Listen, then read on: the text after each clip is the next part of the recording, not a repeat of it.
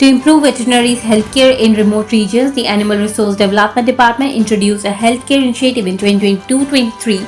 and procured 13 mini-mobile veterinary units. After appointing drivers for the vehicles, the units were officially flagged off on Friday at Pragya Bhavan by Minister Sudhanshu Das. Addressing the program, the minister congratulated the Chief Minister and the Finance Minister for facilitating the project. He described the initiative as a historic step, stressing that animal healthcare is as important as human healthcare. He said the department is focusing on increasing milk, egg, and meat production to generate employment for rural youth.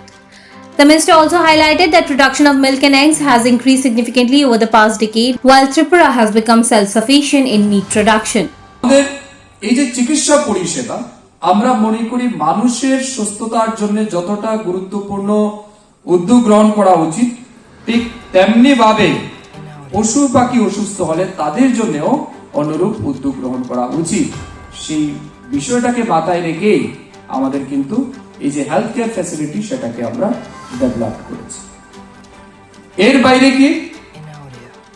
রাজ্যের মাংস ডিম দুধ তার উৎপাদন বৃদ্ধি করা আমরা যদি আজ থেকে 10 বছর আগে ত্রিপুরা রাজ্যের প্রোডাকশন রেটই দেখি আজকের দিনে যদি দেখি তাহলে সেটা কিন্তু অনেকটাই ইনক্রিজ হয়েছে আমাদের ডায়েরি সেক্টরে আমরা অনেকটাই ডেভেলপ করেছি আগে আমরা দেখেছি 2023-24 সরি 22-23 আমাদের রাজ্যের মিল্ক প্রোডাকশন ছিল 2.47 মেট্রিক টন লিটার আজকের দিনে সেটা দাঁড়িয়েছে 2.67 মেট্রিক টন লিটার আমাদের কিন্তু at the rate of 6% growth সেখানে আমরা লক্ষ্য করতে পারছি আমাদের The minister and other dignitaries flagged off the mini-mobile veterinary unit, marking the official launch of the service. Bureau Report, Fact Finder.